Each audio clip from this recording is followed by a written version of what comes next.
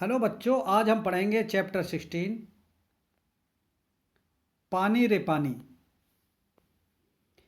कहाँ से आता है हमारा पानी और फिर कहाँ चला जाता है हमारा पानी। हमने कभी इस बारे में कुछ सोचा है?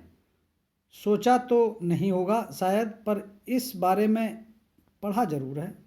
भूगोल की किताब पढ़ते समय जलचक्र जैसी बातें हमें बताई जाती हैं। एक सुंदर सा चित्र भी होता है इस पाठ के साथ। सूरज, समुद्र, बादल, हवा, धरती, फिर बरसात की बूंदें, और लो फिर बहती हुई एक नदी, और उसके किनारे बसा तुम्हारा हमारा घर, गांव या शहर। चित्र के दूसरे भाग में यही नदी अपने चारों तरफ का पानी लेकर उसी समुद्र में मिलती दिखती है। चित्र में कुछ तीर भी बने रहते हैं। समुद्र से उठी भाप बादल बनकर पानी में बदलती है, और फिर इन तीरों के सहारे जल की यात्रा एक तरफ से शुरू होकर समुद्र में वापस मिल जाती है। जल चक्र पूरा हो जाता है। यह तो हुई जल चक्र की किताबी बात, पर अब तो हम सबके घरों में, स्कूल में, माता पिता के दफ्तरों में, कारखानों और खेतों में पानी का कुछ अजीब सा चक्कर सामने आने लगा है। नलों में अब पूरे समय पानी नहीं आता। नल खोलो तो उससे पानी के बदले सूं सूं की आवाज़ आने लगती है। पानी आता भी है तो बेवक्त, कभी देर रात को तो कभी भोर सवेरे। मीठी नींद छोड़कर घर भर की बाल्टियाँ, बर्तन और घड़े भरते फिरो। पानी को लेकर कभी कभी कहीं कहीं आपस में तू तू मैं भी होने लगती है। रोज रोज के इन झगड़े टंटों से बचने के लिए कई घरों में लोग नलों के पाइप में मोटर लगवा लेते हैं। इससे कई घरों का पानी खिंचकर एक ही घर में आ जाता है। यह तो अपने आसपास का हक छीनने जैसा काम है, लेकिन मजबूरी मानकर इस काम को मोहल्ले में कोई एक घर कर बैठे तो फिर और कई घरों यही करने लगते हैं। पानी की कमी और बढ़ जाती है। शहरों में तो अब कई चीज़ों की तरह पानी भी बिकने लगा है। यह कमी गांव शहरों में ही नहीं, बल्कि हमारे प्रदेशों की राजधानियों में और दिल्ली, मुंबई, कलकत्ता, चेन्नई, बेंगलोर जैसे बड़े शहरों में भी लोगों को भयानक कष्ट में डाल देती है। देश के कई हिस्सों में तो अकाल जैसी हालात बन जाती है। यह तो हुई गर्मी के मौसम की बात, लेकिन बरसात के मौसम में क्या होता है? लो, सब तरफ पानी ही पानी बहने लगता है। हमारे तुम्हारे घर, स्कूल, सड़कों, रेल की पटरियों पर पानी भर जाता है। देश के कई भाग बाढ़ में डूब जाते हैं। यह बाढ़ न गांवों को छोड़ती है और न मुंबई जैसे बड़े शहरों को। कुछ दिनों के लिए सब कुछ थम जाता है, सब कुछ बह जाता है। ये हालात हमें बताते हैं कि पानी का बेहद कम हो जाना और पानी का बेहद ज़्यादा हो जाना, यानी अकाल और बाढ़, एक ही सिक्के के दो पहलू हैं।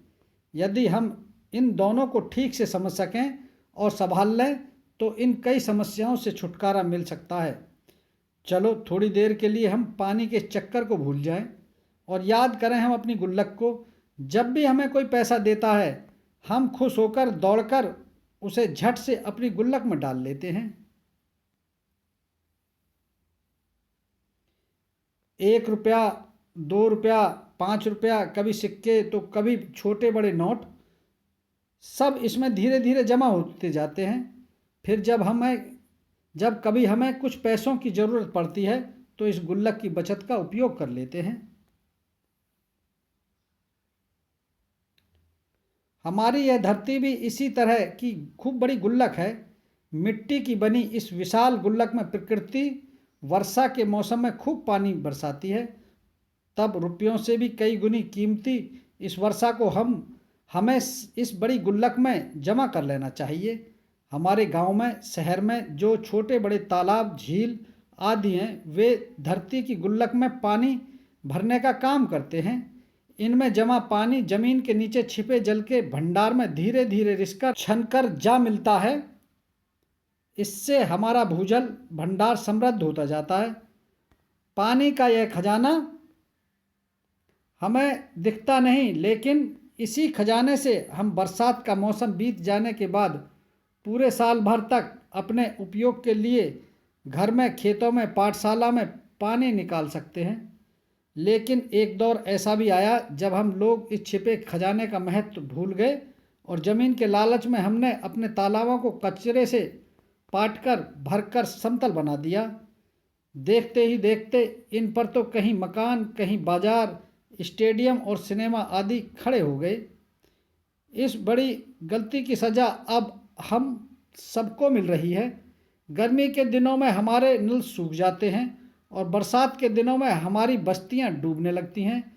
इसीलिए यदि हमें अकाल और बाढ़ से बचना है तो अपने आसपास के जल स्रोतों की, तालाबों की और नदियों आदि की रखवाली अच्छे ढंग से करनी पड़ती है।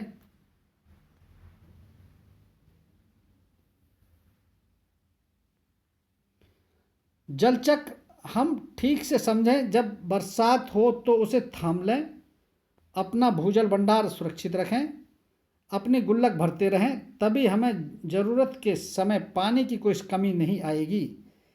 यदि हमने जल चक्र का ठीक उपयोग नहीं किया तो हम पानी के चक्कर में फंसते चले जाएंगे। यह पाठ अनुपम मिश्र द्वारा लिखा गया है।